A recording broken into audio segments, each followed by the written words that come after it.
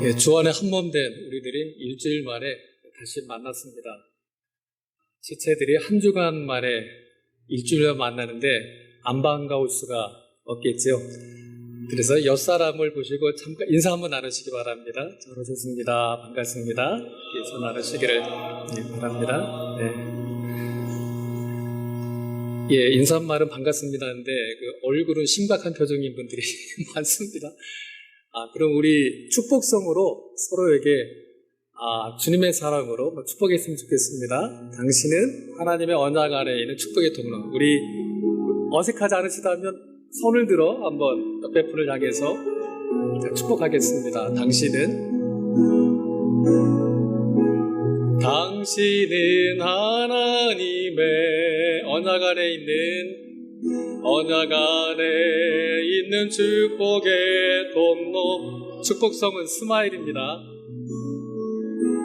당신을 통하여서 열방이 주께 돌아오게.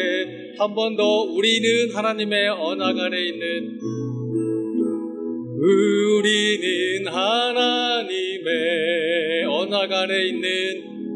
언약 안에 있는 축복의 통로. 아멘. 우리를 통하여서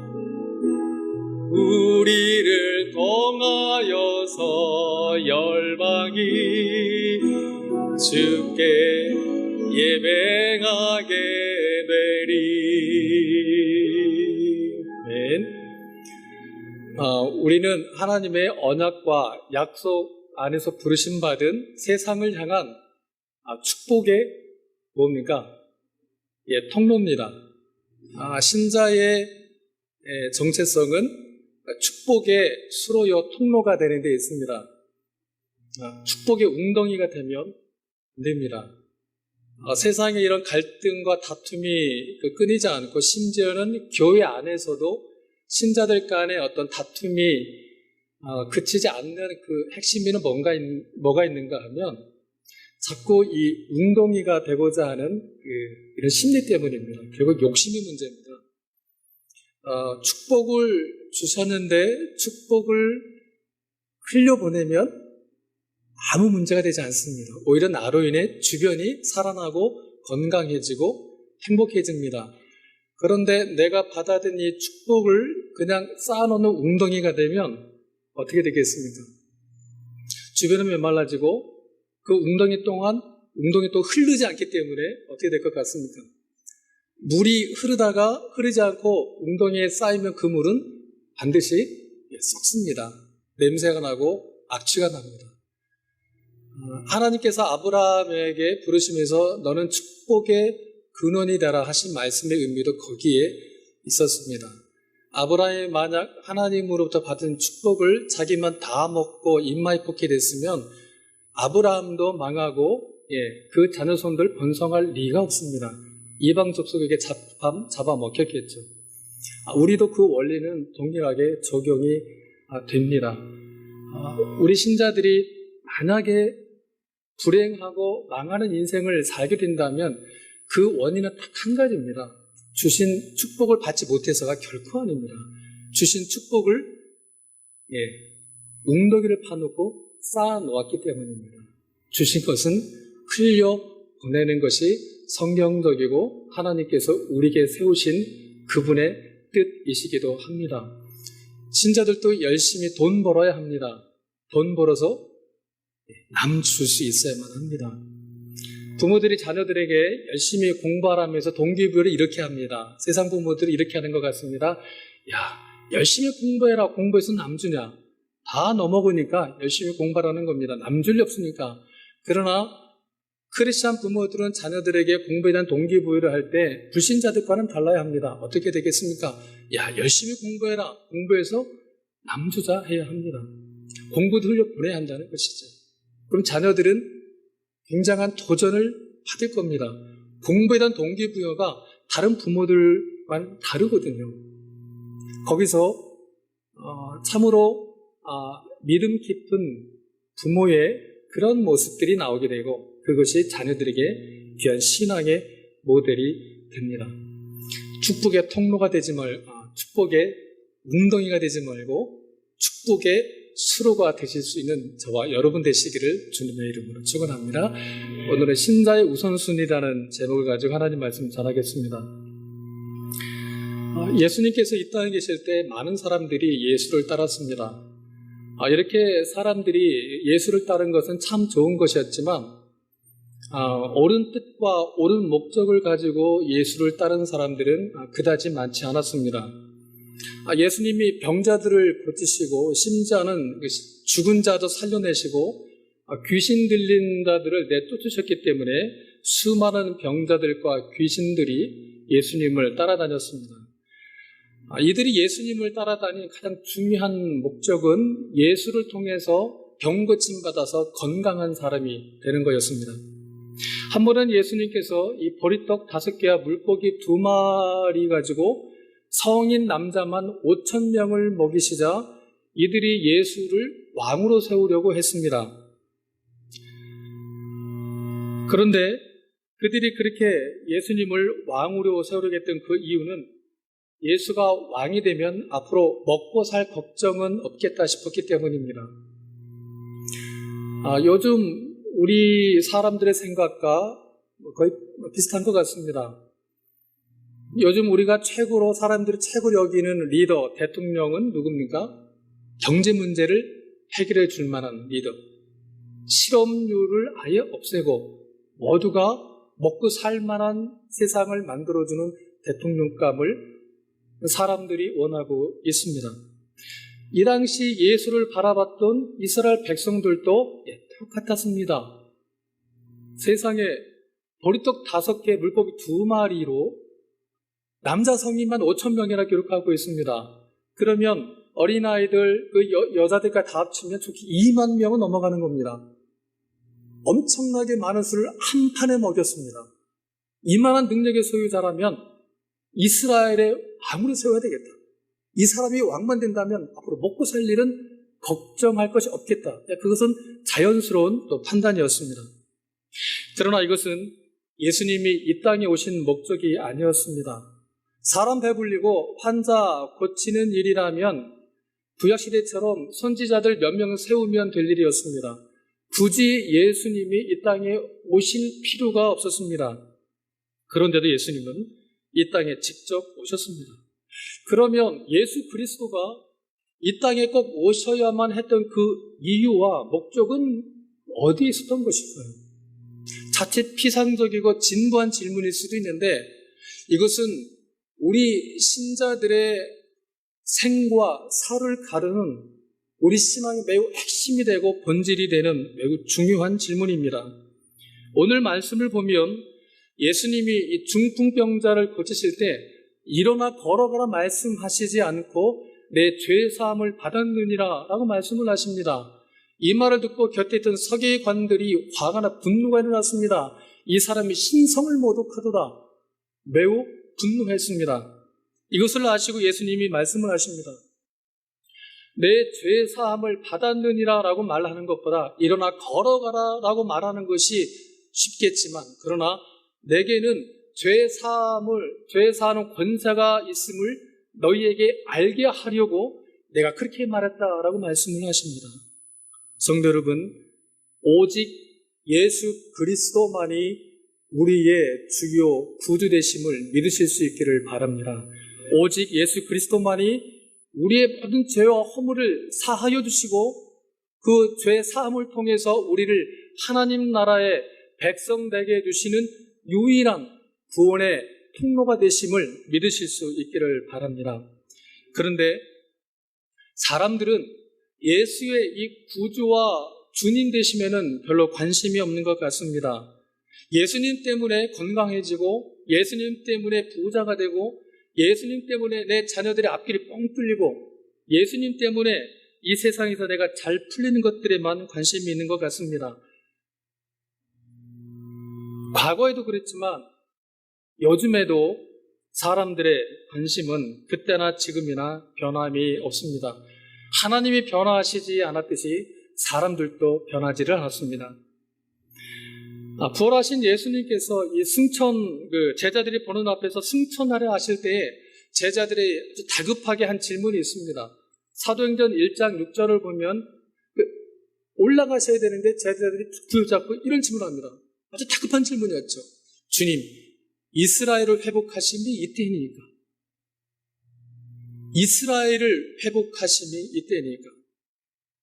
제자들의 관심은 여전히 하나님 나라의 회복이 있지 않았습니다. 이스라엘 나라의 회복에 있었습니다. 모든 것을 버리고 3년 동안이나 예수님을 따라다녔던 제자들이 이 정도였다면 오늘 우리야 말해야 무엇을 하겠습니까? 지금들이 많은 사람들이 예수 믿으면 병 낫고 하는 일마다 잘 되고 자녀들이 잘 되고 부유하게 되는 이른바 이스라엘 나라의 회복을 목표하고 예수를 믿는 경우들이 사실은 많이 있습니다. 물론 우리 예수 믿는 믿음의 시작은 여기에서 시작이 될 수 있습니다. 병 나은 것이 계기가 돼서 예수 믿기 시작할 수 있습니다.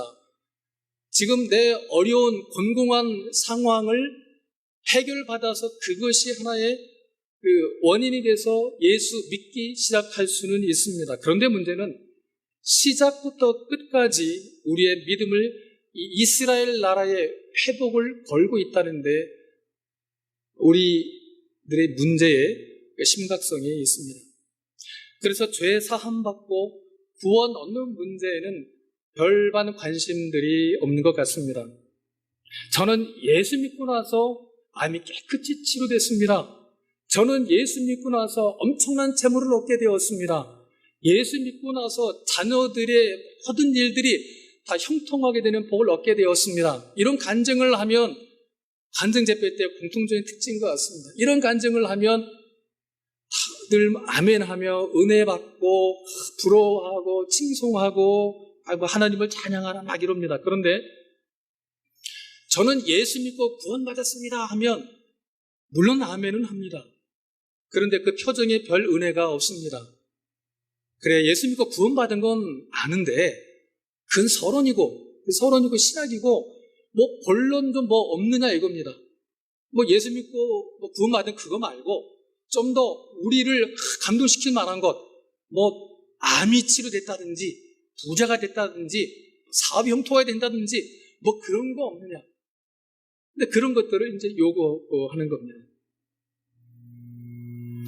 많은 사람들이 예수 믿고 이 땅에서 잘 되는 이스라엘 나라의 회복을 위해서 예수를 믿습니다. 그래서 이보다 훨씬 더 중요한 죄 사함 받고 구원 얻는 문제에 대해서는 별반 관심들이 없습니다. 마태복음 6장 33절에 예수님은 우리 예수 믿는 성도들에게 너희는 먼저 그의 나라와 그의 의를 구하라고 말씀을 하십니다. 그래서 그리하면 세상에 속한 모든 것을 너희에게 도하여 주시리라고 말씀을 하십니다. 네, 그렇습니다.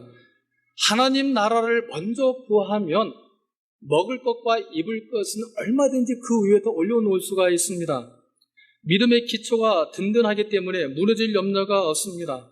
그러나 먼저 그의 나라와 그의 의를 구하지 않고 먹을 것과 입을 것을 먼저 구하면 그 모든 것은 수포로 돌아갑니다. 우리의 믿음이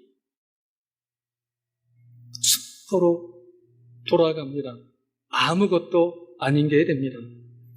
하나님 나라 위에는 이스라엘 나라를 건설할 수 있지만 이스라엘 나라 위에는 하나님 나라를 건설할 수 없기 때문입니다. 그러면 성도 여러분, 순서가 너무나 중요합니다. 언제나 우리에게는 하나님 나라가 먼저입니다. 그 다음이 이스라엘 나라입니다. 이스라엘 나라가 먼저 돼서는 안 됩니다. 그렇기 때문에 지금 우리가 지금 어떤 삶의 조건과 환경 가운데 있든지 그 환경 한복판에 있는 나에게 지금 가장 시급한 문제는 먹을 것이 아닙니다. 입을 것이 아닙니다. 하루빨리 경기가 회복되는 것이 아닙니다. 지금 내가 실업자인데 빨리 기업에 취직되는 그런 것이 아닙니다. 지금 우리가 어떤 문제에 직면해 있든지 그 문제 해결이 가장 시급한 것이 아닙니다. 이스라엘 나라의 회복이 가장 시급하고 중요한 문제가 신자에게는 아니라는 것입니다. 불신자에게는 물론 그것이 가장 중요하고 절대적이며 시급한 문제입니다. 불신자이니까요. 그러나 신자에게는 그렇지가 않습니다. 언제나 우리 예수 믿는 신자들에게 가장 시급하고 가장 우선하며 가장 중요한 문제는 우리 속에 깊이 내재하고 있는 이 죄의 문제를 어떻게 하면 해결할 수 있는가 하는 문제입니다. 지금 우리 자신과 우리 교회들과 우리 사회 속에 깊이 뿌리 내리고 있는 이 죄의 문제를 해결하지 못한다라고 하면 땅에 속한 이스라엘 나라는 회복되지 않아도 문제고 회복돼도 문제입니다. 왜냐하면 죄의 문제가 해결되지 않으면 어떤 문제도 해결되지 않은 것과 같기 때문입니다. 죄의 문제가 해결되지 않은 해결은 임시 방편에 불과합니다. 그러니까 이 질병의 원인을 치료하는 게 아니라 그 질병의 증상을 치료하는 것과 같습니다.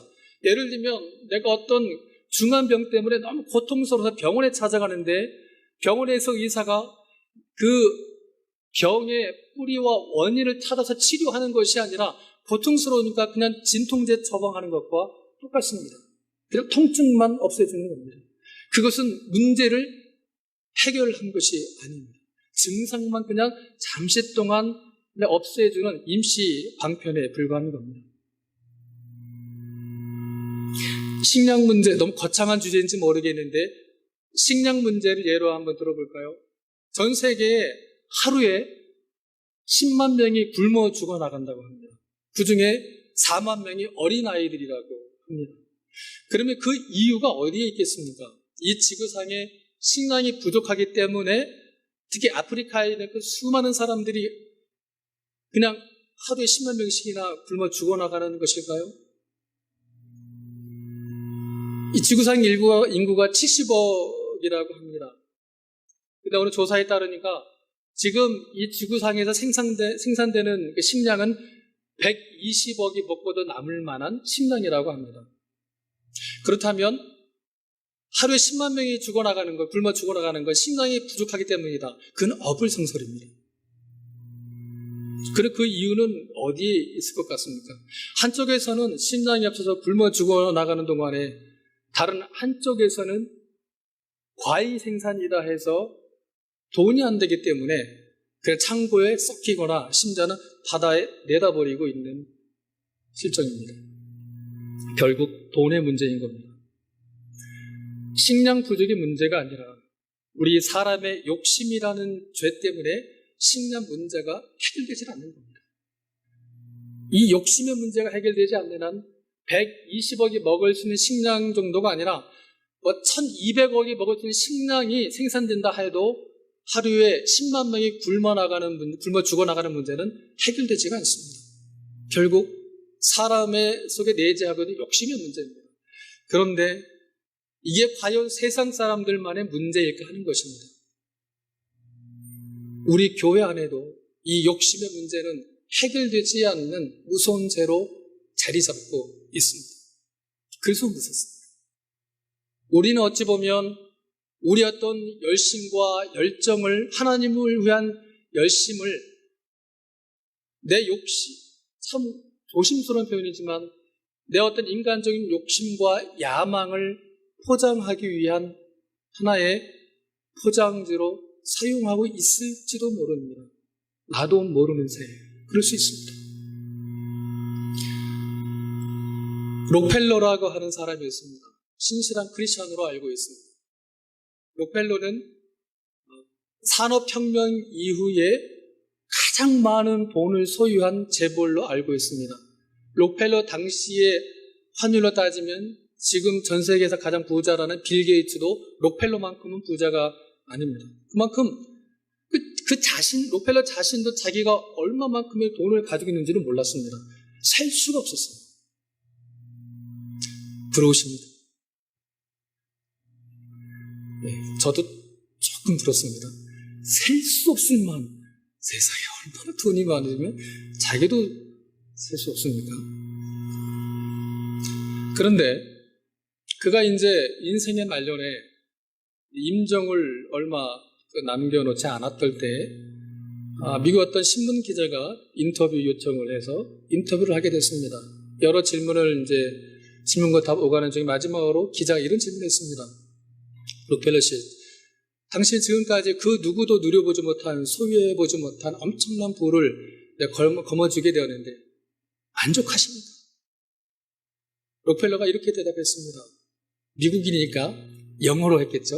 요 영어만 제가 이렇게 대답했습니다. No, a little more. 너무 어려운 영어니까 당신조차도 헤아릴 수 없는 엄청난 부를 손에 거머쥐었는데 이제 만족하시죠? No, 아니요. a little more. 조금만 더. 뭐요?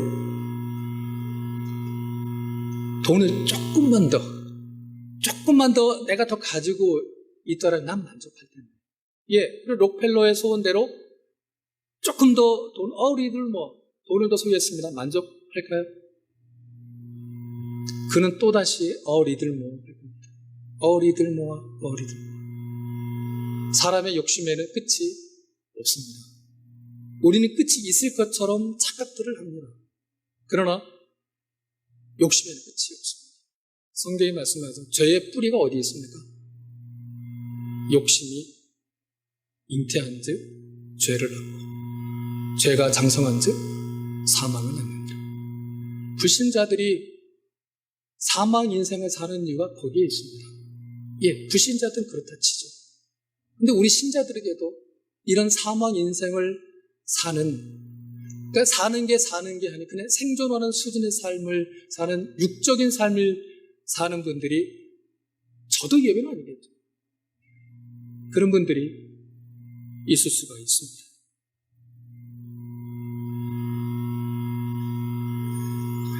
오늘 본문에서 예수님께서는 일어나 걸어 다닐 목적으로 찾아온 이 중풍병자에게 내 죄 사함을 받았느니라 라고 말씀을 하십니다. 일어나 걷는 것보다 훨씬 더 중요한 것이 죄 사함 받는 것임을 그 중풍병자 자신뿐만 아니라 그 주변에 있던 사람들, 아니 2000년 후에 이 성경을 목도하게 될 우리에게 일깨워 주시기 위함이었습니다. 사람들이 보기에는 중풍병자가 일어나 걷는 것이 중요해 보였지만 예수님 보시기에는 죄 사함 받고 구원 얻는 것이 훨씬 더 중요했습니다. 사람들은 이 중풍병자의 가장 큰 문제가 이 병에 걸려 걷지 못하는 데 있는 줄을 생각했지만 예수님은 이 사람의 문제가 자신의 죄 때문에 하나님의 길을 걷지 못하는 데 있다고 판단하셨습니다. 사람들은 중풍병자가 일어나 걷기만 하면 모든 문제가 다 해결되는 것으로 생각했지만 예수님은 이 사람이 죄 사함 받고 구원받지 못한다면 일어나 걷는 것이 무의미하다고 생각하셨습니다. 바로 이 때문에 예수님은 일어나 걸어가라 말씀하시기 이전에 내 죄 사함을 받았느니라 라고 말씀을 주셨던 겁니다. 여러분, 우리가 일어나 걷는 것도 중요하지만 이보다 훨씬 더 중요하고 우선하는 것은 내 죄 사함을 받는 것입니다. 그러므로 여러분, 우리의 삶 속에서 먹고 입는 문제 때문에 싸우지 말고 하나님 나라, 하나님의 의를 위하여 싸우실 줄 알아야 합니다. 가난과 싸우지 말고 죄와 싸우셔야만 합니다. 사람과 싸우지 말고 그 사람을 사로잡고 있는 이 세상의 악한 영과 싸우실 줄 알아야만 합니다. 이스라엘 나라를 위하여 싸우지 말고 하나님 나라를 위하여 싸우실 수 있어야만 합니다. 세상의 이를 위하여 싸우지 말고 하나님의 의를 위하여 싸우실 수 있어야만 합니다.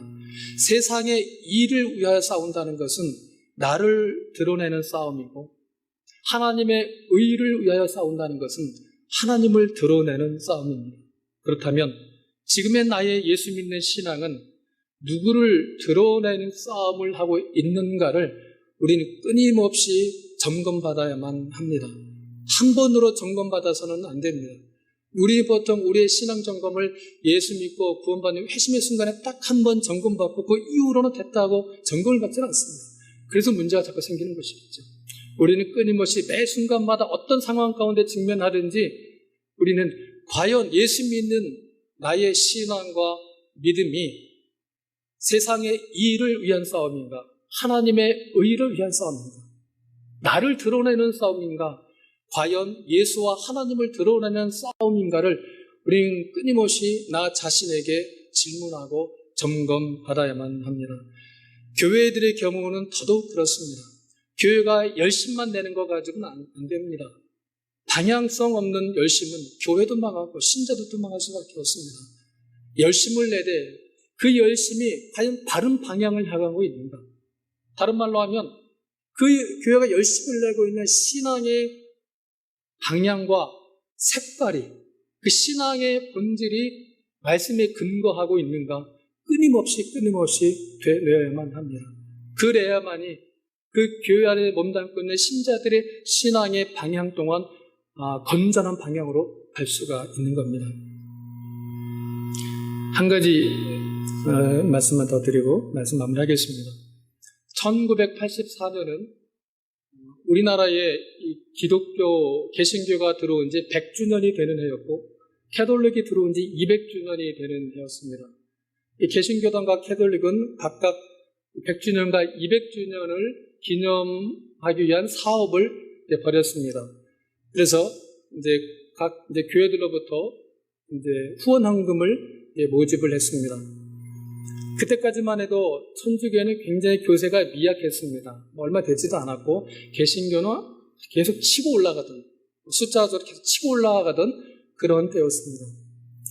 개신교단은 100주년 기념 후원 사업으로 교회들로부터 40억이라고 하는 기금을 만들었습니다. 상당히 큰 돈입니다. 천주교는 11억을 모았습니다. 개신교단은 100주년 기념 사업으로 40억을 모아서 100주년 기념관을 세웠고, 천주교는 200주년 기념 사업으로 11억을 모아서 우리나라 전국에 있는 앞을 보지 못하는 사람들 개안 수술을 해줬습니다. 개신교는 돈을 모아서 건물을 올렸고, 천주교는 소경들 눈을 떴습니다. 세상은 누구에게서 예수를 모았겠습니까? 어느 사학자가 이렇게 말했습니다. 우리나라에 개신교가 쇠퇴하고 천주교가 발전하기 시작한 해는 1984년이었다. 그 여파는 지금까지도 이어지고 있습니다. 여러분, 이 땅에서 우리의 신앙의 싸움은 세상의 이의를 위한 싸움이 아니라 하나님의 의를 드러내는 싸움이어야 합니다. 나를 드러내는 싸움이 아니라 하나님을 드러내는 싸움이어야 합니다. 바로 이 싸움을 끝까지 싸워낼 수 있는 저와 여러분 되시기를 주님의 이름으로 축원합니다. 기도하시겠습니다.